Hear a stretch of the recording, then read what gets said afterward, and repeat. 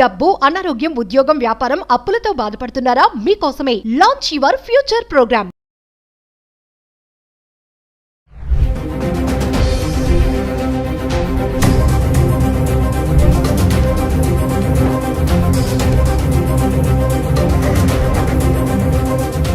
Hello viewers, welcome back to Suman TV. ప్రస్తుతం మనతో పాటు ఉన్నారు 20 ఇయర్స్ నుంచి అమెరికాలో ఉంటున్నటువంటి ఎంఎన్సీ ఎగ్జిక్యూటివ్ వీరభద్ర సార్ గారు. సార్తో మాట్లాడండి. నమస్తే సార్. నమస్తే. సార్, మన పిల్లలు చదవడానికి అమెరికా వెళ్ళి అక్కడ ఎందుకు చాకరీ చేస్తున్నారు అంటే, సార్ మీరు అక్కడ ఉంటున్నారు కాబట్టి మీరు అక్కడ సిచ్యువేషన్స్ చూస్తూ ఉంటారు. ఎంఎస్ చేయాలని, అబ్రాడ్ ఎడ్యుకేషన్గా వెళ్ళాలని ఇక్కడ తాకట్టు పెట్టి ఈఎంఐలు కట్టి ఏదో అమ్మేసి చేసి ఎట్లా పంపించేస్తున్నారు తల్లిదండ్రులు కూడా. అక్కడికి వెళ్ళిన మన పిల్లలు మరి ఎందుకు ఇలాంటి చిన్న చిన్న దాంట్లో ఇంక చాకరీ అనే అనుకోవాలా అంటారా? అంటే ఏం చెప్తారు సార్ ఒకసారి? నేను చెప్పేది మీ వ్యూవర్స్కి అంత నచ్చకపోవచ్చు, బట్ ఇది ఒక క్రూడ్ అనాలిసిస్. ఇది అందరికీ వర్తిస్తుందంటే మేబీ నాట్. బాగా ఆస్తిమంతులు, ఆస్తిపరులు, స్థితిమంతులకి ఇది వర్తించకపోవచ్చు, బట్ వాళ్ళు కూడా ఈ విషయాన్ని అక్కడ అబ్జర్వ్ చేస్తుంటారు. ఏంటి అంటే, చాలా మటుకు మన పిల్లలు అమెరికాకి ఐవీ లీగ్ లాంటి టాప్ లెవెల్ స్కూల్స్కి అప్లై చేసి వచ్చేటటువంటి జీనియసెస్ తక్కువ ఉన్నారు. కొంతమంది లేరని కాదు, అలా డైరెక్ట్ అందులో అడ్మిషన్స్ సంపాదించి వచ్చిన వాళ్ళు ఉన్నారు. వాళ్ళు దానికి తగ్గ ఫైనాన్షియల్ ప్రిపరేషన్ తోటి వస్తారు, రావాలి. అవి బాగా ఎక్స్పెన్సివ్. అవి $80,000 $80,000 పర్ ఇయర్ ఆర్ $100,000 వేసుకోండి పర్ ఇయర్ మినిమం ఎక్స్పెండిచర్ ఉంటుంది. 2 ఏళ్ళు మీకు మాస్టర్స్ చేస్తే $200,000. దానికి స్తోమత ఉంటే, మీకు చదువు ఉంది, తెలివి ఉంది, ఆ కాలేజీలో మీకు అడ్మిషన్ వచ్చింది, మీకు స్తోమత ఉంది, రండి. వాళ్ళు వస్తారు, చదువుకుంటారు, they get placed really well. తర్వాత మంచి ఉద్యోగాలు వస్తాయి వాళ్ళకి, and they really enjoy high class life. ఇక నెక్స్ట్ లెవెల్లో majority of our Indian students, ఇది జరగడానికి చాకరీలు జరగడానికి కారణం ఏంటంటే, majority of our Indian students, మనము we are predominantly a lower middle class society, Indian society. కొంత మిడిల్ క్లాస్ ఉండొచ్చు, కానీ అప్పర్ మిడిల్ క్లాస్ చాలా తక్కువ. మనంతా మిడిల్ నుంచి లోవరే. పేచెక్ టు పేచెక్ లైఫ్, ఇవన్నీ ఈఎంఐస్ బేస్డ్ లైఫ్. ఈ పిల్లలు ఇక్కడ అండర్ గ్రాడ్యుయేషన్ చేస్తారు, బిఈ బీటెక్ చేస్తారు. చేసి నాన్న నేను అమెరికాకి వెళ్ళాలి అంటే, మా నాన్న దగ్గర ₹1,00,00,000 లేవు నిన్ను అమెరికాకి పంపించడానికి. అందుకని వీళ్ళు ఏం చేస్తారంటే, వాళ్ళ సీనియర్స్ తోటి మాట్లాడతారు. నువ్వు వెళ్ళావు కదా, నీకెంత ఖర్చు అవుతుంది. వాడు వీడికి మంచి రోజీ పిక్చర్ ఒకటి ఇస్తాడు. ఏంటి అంటే, ఏం లేదురా, నువ్వు ఫస్ట్ సెమిస్టర్ పైసలు కట్టేసుకుని రా, చేతిలో ఇంకొక $1,000-2,000 నువ్వు ఖర్చుకు తెచ్చుకో. నువ్వు ఇక్కడ రాగానే మనం ఏదైనా పార్ట్ టైం సంపాదిద్దాం, దాంతో నువ్వు ఇక్కడ ఫీజు కట్టుకుని నువ్వు ఇక్కడ కంటిన్యూ అవ్వచ్చు. కాబట్టి మీ పేరెంట్స్ని ఒక ఫస్ట్ సెమిస్టర్కి ఫీ మాత్రమే. ఇన్ఫ్యాక్ట్ యూనివర్సిటీలు కూడా ఇన్సిస్ట్ చేస్తాయి, మీరు ఫస్ట్ ఫీ రూపీస్లో మీరు కట్టాలి అని. అంటే రిమోట్గా ఇండియా నుంచే మీరు ఆ ఫీ కట్టాలి. సో ఇక్కడ అమ్మ నాన్నల మీద ప్రెషర్ వేసి అది 10 లక్షల, 15 లక్షల, 8 లక్షల మొత్తానికి వాళ్ళ దగ్గర తీసుకుని ఆ ఫీజు కడతారు. వెళ్ళేటప్పుడు $2,000-3,000 ఖర్చు కోసం, ఇనీషియల్గా ల్యాండ్ అవ్వగానే అవసరాలు ఉంటాయి కదా, అది తీసుకుని వెళ్తారు. ఇది వెళ్ళిన వెంటనే ఈ లోపే ఇక్కడి నుంచి వాళ్ళ సీనియర్స్తో మాట్లాడుకుని ఉంటారు కదా, అన్నా నేను వస్తున్నా, నాకు ఇది కావాలి, ఇది కావాలి అంటే వాడైతే చెప్తాడు. అలానే వీళ్ళు వెళ్ళంగానే వీళ్ళ ప్రైమరీ ఫోకస్ ఏంటంటే, ఆ యూనివర్సిటీకి వెళ్ళి అక్కడ చదువుకోవాలా, క్లాసెస్ ఎక్కడున్నాయి, రూమ్స్ ఎక్కడున్నాయి, లైబ్రరీ ఎక్కడ ఉంది, ప్రొఫెసర్స్ ఎవరు, టీఎస్ ఎవరు, ఇది ఫోకస్ కాదు. వీళ్ళ ఫస్ట్ ఫోకస్ ఏంటంటే, ఇమ్మీడియట్గా నేను ఒక part time job, it's not a job, so part time work నేను సంపాదించాలి. ఎందుకంటే నెల తిరగకుండా నాకు ఖర్చులు మొదలైపోతాయి. నాన్నకేమో నేను 10 లక్షలు ఫస్ట్ సీడ్ క్యాపిటల్ ఇవ్వు చాలు, తర్వాత ఏం అక్కర్లేదని చెప్పొచ్చాను. కాబట్టి ప్రైమరీ మోటివేషన్ డబ్బు సంపాదించడం మీద పడుతుంది. ఆ డబ్బు సంపాదించడానికి వీళ్ళకి ఉద్యోగాలు రావు అక్కడ. They are not eligible to receive a payment by cheque from anybody. That is unemployment అనే జాబ్. వాళ్ళకి ఇచ్చేది ఏంటి, ఆడ్ జాబ్స్ దొరుకుతాయి. That too through their friends. Gas స్టేషన్లో వర్క్ చేయడమా, దానికి గ్యాస్ స్టేషన్కి కన్వీనియన్స్ స్టోర్ అటాచ్డ్ ఉంటుందన్నమాట.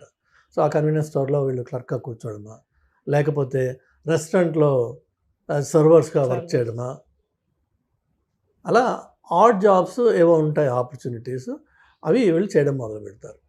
ఆయాలుగా కూడా చేస్తారంట కదా సార్, బేబీ సిట్టింగ్ చేస్తారు. మన అమ్మాయిలు కొంతమంది బేబీ సిట్టింగ్ చేస్తారు. అలా రకరకాలుగా ఉన్నాయి పనులు. వాళ్ళందరికీ on an average about $7.50 or $8 or మంచి ఎంప్లాయర్ అయితే $10 వరకు ఇస్తారు. నా ఫ్రెండ్ ఒక అతను ఉన్నాడు, $10 ఇస్తాడు అతను. సో ఈ మెజారిటీ ఆఫ్ ఈ వర్క్, ఈ ఆయా వర్క్ అంటే ఆఫ్ కోర్స్ పిల్లలతోటి ఆ ఓపిక నీ దగ్గర ఉండి నువ్వు వాడిని కొట్టకుండా, ఆ కొట్టింది సీసీ కెమెరాలో పడకుండా నువ్వు ఉంటేనేమో సరే సరే, లేదు ఈ వాళ్ళు మాత్రం పిల్లలతో ఉంటారు కాబట్టి ఆ ఓపిక ఉంటుంది అమ్మాయిలకి అని చెప్పి ఎక్స్పెక్టేషన్ కాబట్టి అది అవ్వచ్చు. మరి ఇటు రెస్టారెంట్స్ కానీ గ్యాస్ స్టేషన్స్లో కానీ వర్క్ చేసిన పిల్లలు కూర్చోడానికి కుర్చీలు ఉండవు అక్కడ. నువ్వు 7 hours 6 hours 8 hours నిలబడి ఉండాలి. వయసు వాళ్ళ వైపు ఉన్న యంగర్ జనరేషన్ అయినా 8 గంటలు ఒక వ్యక్తి నిలబడి ఉన్నాడంటే ఆ తర్వాత వాడు ఎందుకు పనికిరాడు. కాళ్ళు నొప్పులు ఉంటాయి భయంకరంగా. సో వీళ్ళు వర్క్ చేసిన తర్వాత ఇంటికి వెళ్ళి ఏం చేయగలరు? ఏమీ ఉండదు. స్నానం చేసే ఓపిక కూడా ఉండదు, ఒక్కొక్కసారి అన్నం తినే ఇంట్రెస్ట్ కూడా ఉండదు. మహా అయితే 2 బీర్లు తాగి పడుకుంటారు. సో మీరు వచ్చిందేమో అక్కడ స్టూడెంట్గా, మీరు చేస్తున్నదేమో ఈ art job. Me art job becomes your primary focus, your student takes back seat.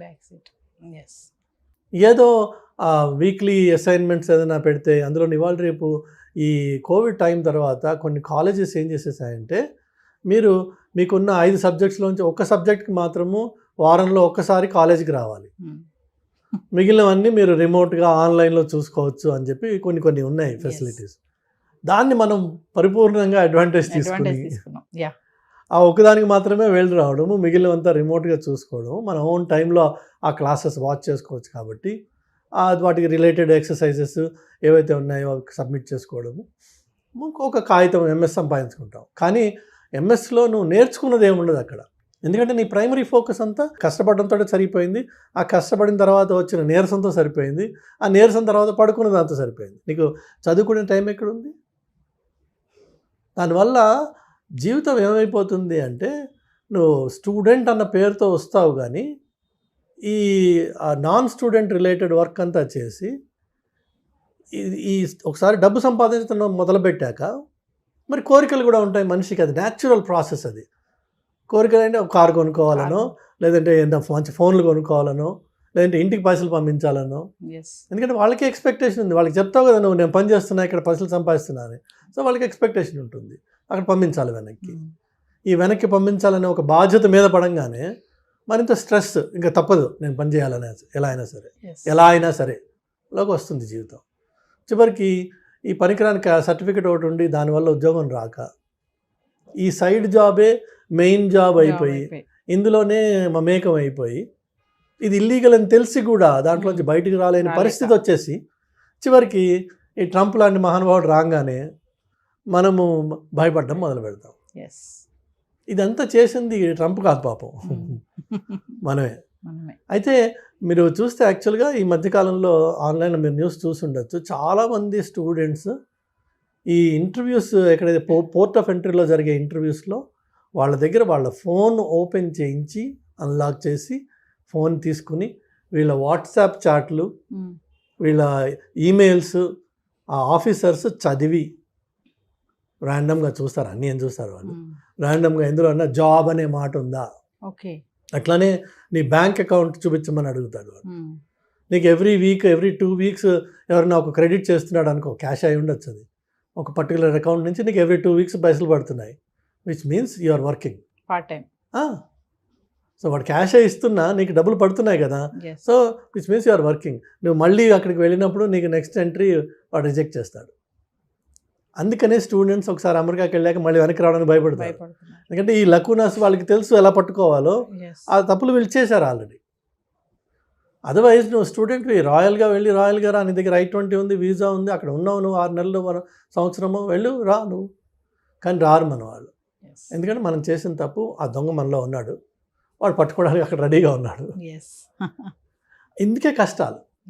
Instead of that నా సలహా ఏంటంటే తల్లిదండ్రులకు కానీ పిల్లలకు కానీ, నువ్వు స్టూడెంట్గా అమెరికాకి నేర్చుకోవడం కోసం అది ఏదన్నా ఒక స్పెషలిస్ట్ స్కిల్ సెట్ నువ్వు సెలెక్ట్ చేసుకో ముందే, దాని మీద వర్క్ చేయి, దాని మీద స్పెషలిస్ట్గా మాస్టర్గా, that's what is masters right. The master అవడం కోసం దట్ టు లోకల్ అమెరికన్ కాంటెక్స్ట్లో ఈ మాస్టరీ ఎట్లా అప్లై చేయొచ్చు అన్నది నేర్చుకోవడం కోసం నువ్వు అక్కడికి వస్తున్నావు, అక్కడికి రావాలి. అంతేగాని అమెరికాలో ఉంటూ నీ నిత్యం జీవితం, నీ ఆలోచన, నీ పనులు, నీ పద్ధతులు అన్నీ ఇండియన్గానే ఉన్నాయి, ఇండియన్ ఓరియంటెడ్గానే ఉన్నాయి. సినిమాలు చూడడం, షికార్లు చూడడం, అన్నా తంబి ఏమని వీళ్ళతోటి తిరగడం, ఇవే ఉంటే నువ్వు అమెరికాలో ఉండి చేసిందేం లేదు. Nothing has changed other than your physical location. You continue to live like an Indian in America. So masters చేస్తూ మాస్టర్స్గా స్కిల్స్ నేర్చుకుని ఆ స్కిల్స్ ఏ డొమైన్కి అప్లై అవుతాయి, ఎలా అప్లై అవుతాయి, అది అక్కడ ఉన్నావు కాబట్టి అది అవకాశం నీకు. For simple example, silly example ఏంటంటే ఇక్కడ మీకు పెట్రోల్ ధర 118 రూపాయల 50 పైసలు అలా ఉంటుంది. అక్కడ మీకు 118 రూపాయల 5005 4 డిజిట్స్ ఉంటుంది,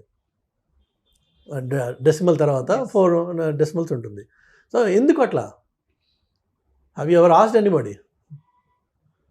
సో నీ 4th లెవెల్ యాక్యురసీకి వెళ్ళాలి అని చెప్పి ఆ పర్టికులర్ ఫీల్డ్లో ఉంది.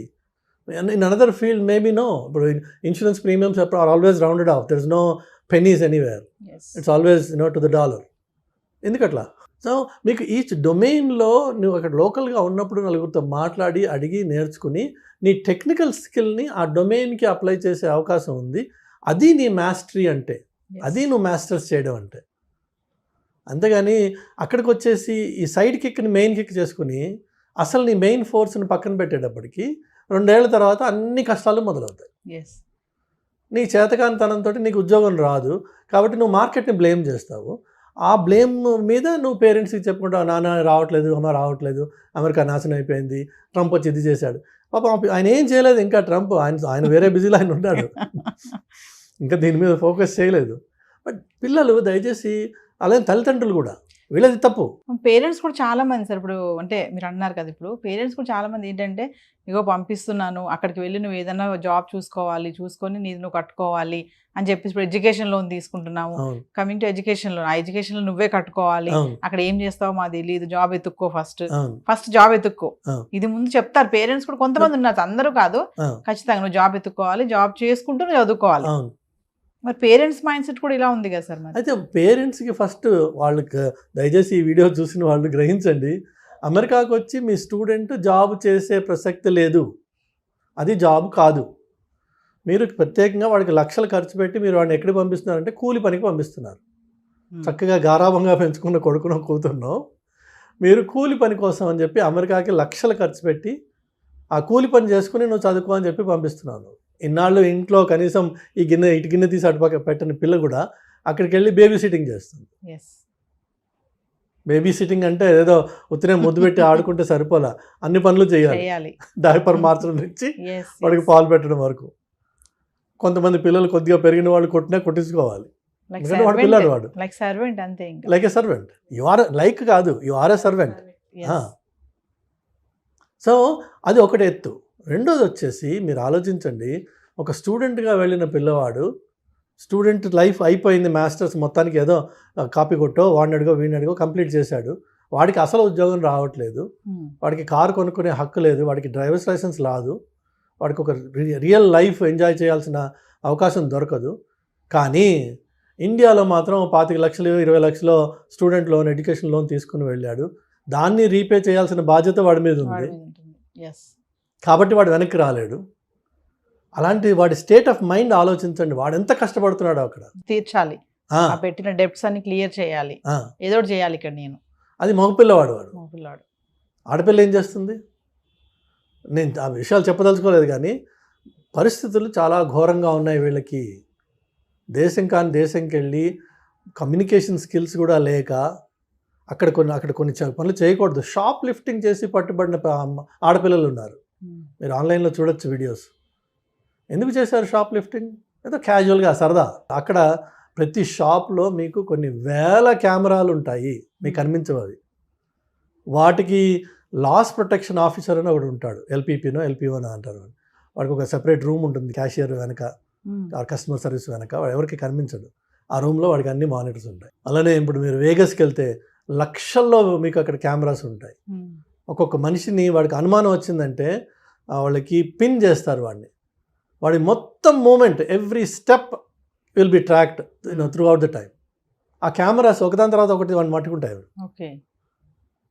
నీ బ్రీదింగ్, నీ చేతుల movement, everything they notice. So అదంత ఈజీ సొసైటీ కాదు అది. ఎస్. ఇక్కడి నుంచి అదేదో వెళ్ళిపోయి ఈ సీనియర్స్ ఏం చెప్తారు అక్కడ ముందు ఉన్న వాళ్ళు వీళ్ళకి, ఏం లేదురా మన హైదరాబాద్ లెక్కే ఉంటుంది వచ్చాయండి. ఏముంటుంది హైదరాబాద్ లెక్క? ఒకవేళ నిజంగా హైదరాబాద్ లెక్కే ఉందనుకుందాం, ఎందుకు వచ్చారా ఇక్కడికి? నువ్వు అసలు హైదరాబాద్లోనే ఉండొచ్చు కదా, అస్యూమింగ్. లేదు ఇది హైదరాబాద్ కాదు అమెరికా అనుకుందాం. మరి అమెరికా అన్నప్పుడు అక్కడ పద్ధతులు ఏంటి? ఇంటర్నేషనల్ డ్రైవింగ్ లైసెన్స్ తీసుకొచ్చి కొన్ని పనులు చేయొచ్చు, కొన్ని చేయకూడదు. అట్లా అది తీసుకొచ్చి లోకల్ కార్ రెంట్ చేసి అరెస్ట్ అయిపోయిన పిల్లలు ఉన్నారు. Because there is only limited validity for that. కానీ మనకేమో షౌక్ ఉంది, కార్ రెంటల్ తీసుకుంటాము. లేన్ చేంజ్ చేయడం అనేది ఇండియాలో మనకు అసలు అలవాటే లేదు. ఇక్కడ లేన్ చేంజ్ అదే క్యాజువల్, లేన్ మనకి సంబంధం లేదు, డ్రైవ్ చేస్తుంటాం, లేన్ వస్తూ ఉంటాయి అక్కడ. అక్కడేమో లేన్ చేంజింగ్ ఒక డిసిప్లిన్ ఉంది, మనకి ఇక్కడ అలవాటు లేదు. నీ దగ్గర డ్రైవర్స్ లైసెన్స్ ఉంది కానీ నీకు రోడ్ రూల్స్ తెలియవు. తెలియనప్పుడు నువ్వు రోడ్ రూల్స్ తెలియకుండా ఆ రోడ్డు మీద డ్రైవ్ చేస్తే నువ్వు ఆటోమేటిక్గా you will be in trouble. First day second day కాకపోవచ్చు, థర్డ్ డే మేజర్ ట్రబుల్లోకి వెళ్ళచ్చు. ఆ ఒక్క తప్పు నీ జీవితాన్ని మొత్తం మార్చేస్తుంది ఒకసారి. ఎందుకంటే అమెరికాలో సార్ నేను స్టూడెంట్ని నన్ను వదిలేసేయండి అంటే వాడు వదలడు. నువ్వు క్రైమ్ చేసావు, you have to pay for it, plain and simple. Judge కూడా మిమ్మల్ని కొన్ని విషయాల్లో ప్రొటెక్ట్ చేయలేడు, బికాజ్ ఫెలనీ క్రైమ్స్ అని ఉంటాయి, వాటికి మినిమం పనిష్మెంట్ ఉంది. Judge has to give it between 5 to 15 అంటారు. So judge has to give minimum 5 కంటే తక్కువ ఇవ్వలేడు ఆయన, 15 కంటే ఎక్కువ ఇవ్వలేడు. బట్ లా అలా డిక్టేట్ చేసింది కాబట్టి judge also is bound by that. మనకి ఇక్కడ ఏదో మేనేజ్ చేద్దామన్నా, వాడికి ఫోన్ చేద్దామా, వీడికి ఫోన్ చేద్దామా, నీకు ఈ లైఫ్ నుంచి వచ్చి నువ్వు ఆ లైఫ్లో అది నేర్చుకోకుండా అక్కడ తప్పు చేసావు అనుకో, మైనర్ అమ్మాయిల్ని if you try to reach them through any means can put you behind bars for good. ఆ అమ్మాయి చూడడానికి 18-20 ఏళ్ళ అమ్మాయిలా ఉండొచ్చు, నీకు తెలియదు ఆ పిల్ల 13 అయి ఉంది. ఏమన్నా కెలికావు, లైఫ్ గాన్. అమెరికన్ జైల్లో 50% పైన వాళ్ళే ఉంటారు. 50% పైన అమెరికన్ జైల్లో ఇట్లా అది వాళ్ళ కన్సెంట్ ఏజ్, ఈ మైనర్స్ని సెక్చువల్గా అబ్యూస్ అటెంప్ట్ చేసినవాడు, వాడు ఇంకా అబ్యూస్ చేయకపోవచ్చు, అబ్యూస్ చేసిన వాడు ఉండొచ్చు, అటెంప్ట్ చేసిన వాడు కూడా will get punishment in jail. నీకు ఇవన్నీ తెలియవు అక్కడ. సో మనం వెళ్ళినప్పుడు ముక్కుసూటిగా స్టూడెంట్గా వెళ్ళాను, స్టూడెంట్గా ఉండాలి, స్టూడెంట్గా నేర్చుకోవాలి, ఈ కొత్త సొసైటీలో నేను బాగుపడాలి అనే ఉత్సాహంతో పిల్లలు వెళ్ళాలి. ఆ ఉత్సాహంతో 2 ఏళ్ల పాటు వాళ్ళ మీద వాళ్ళు పూర్తిగా ఇన్వెస్ట్ చేసి become a real master in something. అప్పుడు ఆ మాస్టర్స్ డిగ్రీకి అర్థం ఉంది, ఉత్తి కాగితం ముక్కకి అర్థం లేదు. ఫైనల్గా మా పేరెంట్స్కి ఏమైనా చెప్తారా సార్? పేరెంట్స్ దయచేసి మీ పిల్లల్ని పంపించదలుచుకుంటే మీకు ఫైనాన్షియల్ కేపబిలిటీ ఉంటే పంపించండి. అంటే 2 ఏళ్ల పాటు అతను కోర్స్ చేసేదానికి నువ్వు కంప్లీట్గా ఫైనాన్స్ చేయగలవా? 2 ఏళ్ల పాటు అతను లేక ఆమె హాస్టల్లో ఉండి కాలేజ్ క్యాంపస్లో ఉంటూ మంచి స్టూడెంట్గా ఒక లైబ్రరీలో మ్యాక్సిమం టైం స్పెండ్ చేస్తూ అవకాశం దొరికితే కాలేజ్ క్యాంపస్లోనే 20 hours అది అవకాశం దొరికితే, కండిషనల్ అది కాదు. దొరక్కపోయినా నేను నా పిల్లాన్ని ఫండ్ చేయగలను అంటే పంపించు.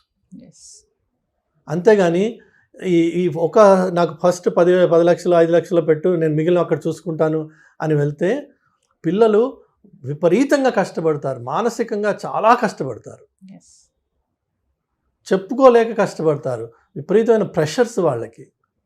అనవసరంగా మనం తీసుకెళ్ళి వాళ్ళని ఒక నరకంలో తోసిన వాళ్ళం అవుతున్నాం.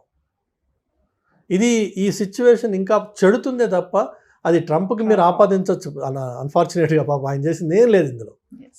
పాపం వల్ల వచ్చింది ఏంటంటే మన అప్రోచ్లో వచ్చిన పాపం ఇది. దానివల్ల ఈ సిచ్యువేషన్ ఇంకా చెడుతుంది. ఇప్పుడు ఒక ఊర్లో ఎన్ని రెస్టారెంట్స్ ఉంటాయమ్మా, ఎన్ని లక్షల మందికి వాళ్ళు ఉద్యోగాలు ఇవ్వగలరు? నీ ఫస్ట్ ఇయర్ స్టూడెంట్ ఉన్నాడు కదా అక్కడ, ఆల్రెడీ అక్కడ వర్క్ చేసిన వాడు, ఇప్పుడు కొత్తగా స్టూడెంట్ వచ్చాడు, అదే రెస్టారెంట్లో వాడికి ఏమి ఇస్తాడు? రెస్టారెంట్స్ అయితే పెరిగిపోవట్లేదుగా నీ స్టూడెంట్స్ లాగా, కానీ ప్రతి సంవత్సరం 10,000 మంది దిగుతున్నారు ఒక టౌన్లో. ఎంతమందికి వస్తాయి ఉద్యోగాలు? సో ఇందులో కొంతమందికి వస్తాయి, కొంతమంది రావు. రానివాడు ఏం చేయాలి మరి? ఇప్పుడు హీనంగా బతుకుతున్నారు మన పిల్లలు. దానికి తల్లిదండ్రులు సహకరించి వాళ్ళని పంపిస్తున్నారు అక్కడికి. దయచేసి పంపించకండి. మీ దగ్గర ఆర్థిక స్తోమత ఉంది, మీ పిల్లవాడికి అంత తెలివి ఉంది, వాడు మంచి స్టూడెంట్, ఇక్కడ చదువుకున్నాడు, వాడికి ఫోకస్ ఉంది, అక్కడికి వెళ్తే మరింత బాగుపడతాడు, నేను దాన్ని ఫండ్ చేయగలను, నా దగ్గర డబ్బులు ఉన్నాయి, ఇల్లు అమ్మైనా సరే నేను వాడిని పంపిస్తా, ఇదే నా ధ్యేయం, వండర్ఫుల్, చెయ్యి.